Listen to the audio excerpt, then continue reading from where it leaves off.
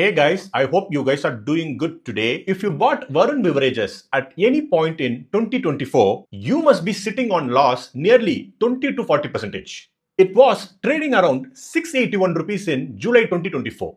And now it is trading around 380 to 400 rupees, which is nearly 1 lakh of market cap was completely gone.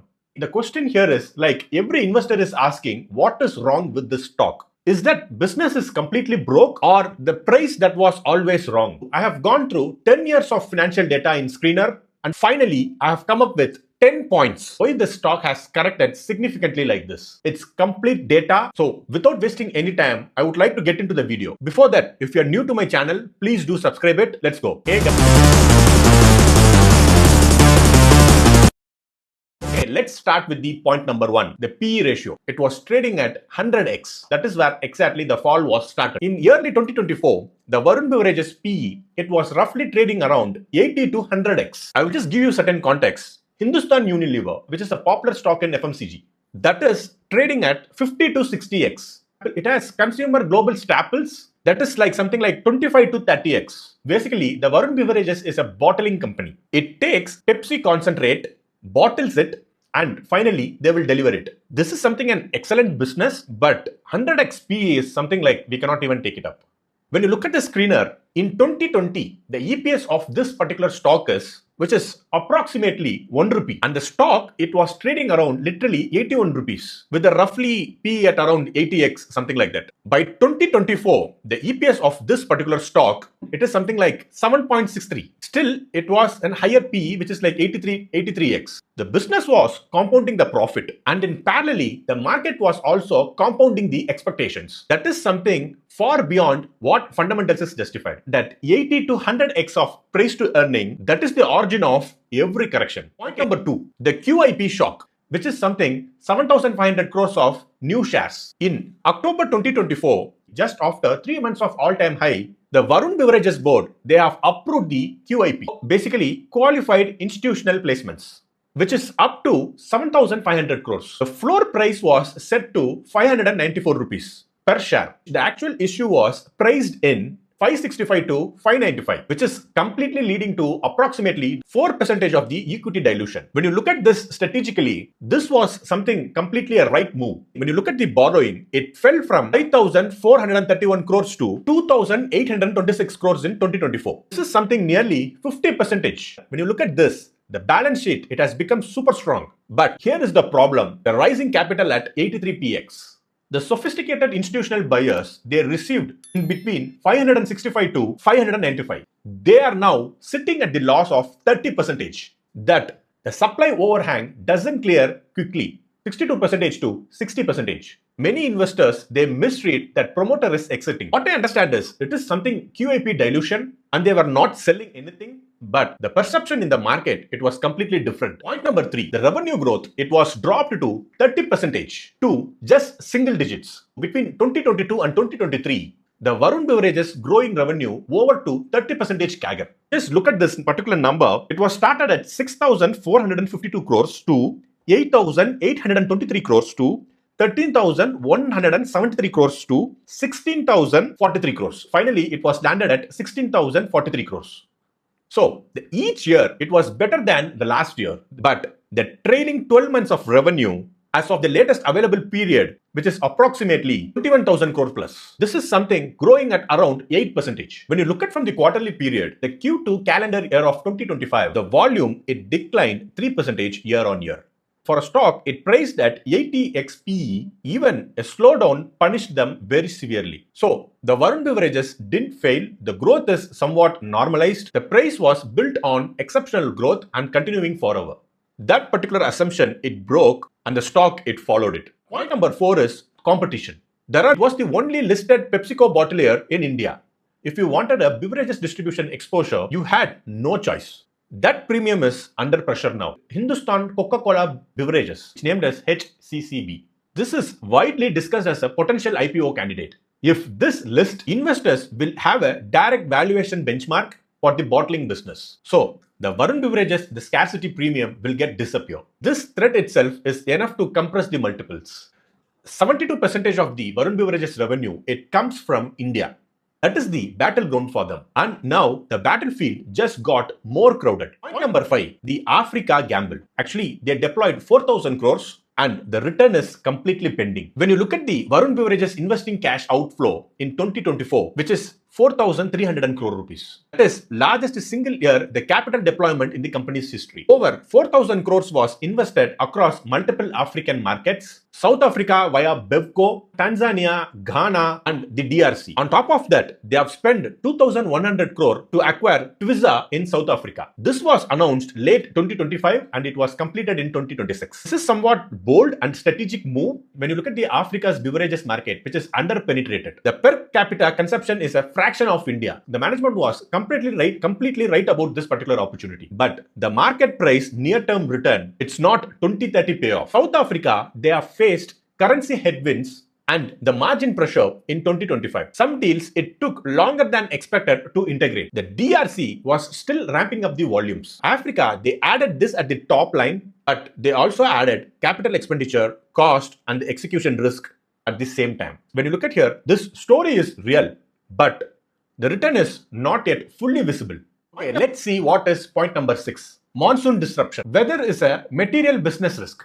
When you look at the Varun Beverages quarterly revenue pattern, in Q2 2024, it was around 7,194 crores. And in Q4 2024, it is 2,668 crores. That is actually 63% of the fall within a single year. This is actually completely normal for the business. Beverages are completely seasonal. In Q2, April to June, basically that is India's summer, drives 30 to 40% of the full year of volume. But when you look at 2025, the monsoon, it is extended across India and that is disrupted Q3 volumes. When the market was praising Varun Beverages at 100x PE, it was implicitly assuming the weather normalization every year. This weather dependent deserves the caution. This concentrated risk is visible and it is being repriced. Point number 7, the capex eating the returns. You can see the asset got doubled, but the earnings, it didn't. There is a net block. The gross fixed asset after depreciation, it grew from 8,409 crores in 2023 to approximately 16,759 crores by 2025. This is nearly 2x in 2 years. The capital work in progress was 1,922 crores at the end of 2023. So what exactly this means to us? Even more capex is committed and it is coming. Operating profit margin in H1 calendar year of 2025, it is compressed below the historical level. When you double your asset base, the return, it don't double in steps. So the return on capital employed, it falls. A lower ROE on 100x of PE, stock, it triggers the dual re-rating. The earning estimates, it gets cut. The multiple investors pay for those earnings that also started shrinking. So there is a silver lining. Post QIP, borrowing, it fell from 5,431 crores to 2,826 crores. And the interest, it got dropped from 483 crores to 196 crores. So here, the capital efficiency will recover, but it takes 18 to 24 months. And the markets are completely impatient. Point number 8, the broader market pressure. This point is often missed by the investors focused on individual stocks. Through 2024 to 2025, the broader Indian market turned into volatile. The Sensex went through a period that was broadly flat, the slight negative. The FII outflows from India were significant. During the same stretch, the Varun Beverages, it fell literally 25 to 30%. It was performing several times worse than the broader index. This is what exactly happened to high PE consumer stocks when market turned cautious. There is no earning floor support. When sentiments shift, this 80 PE doesn't walk down. They actually fall fast. Retail investors who had leveraged the positions or bought on tips at high peak price, they were forced to sell. That selling amplified technically downtrend and it was creating a feedback loop. Point number 9, high valuation. This high valuation stocks, they have a unique vulnerability, but the low PE stocks, they don't have it. They cannot absorb the negative headlines. When a company trades at 80 PE, every rupee of expected profit, it is already priced in.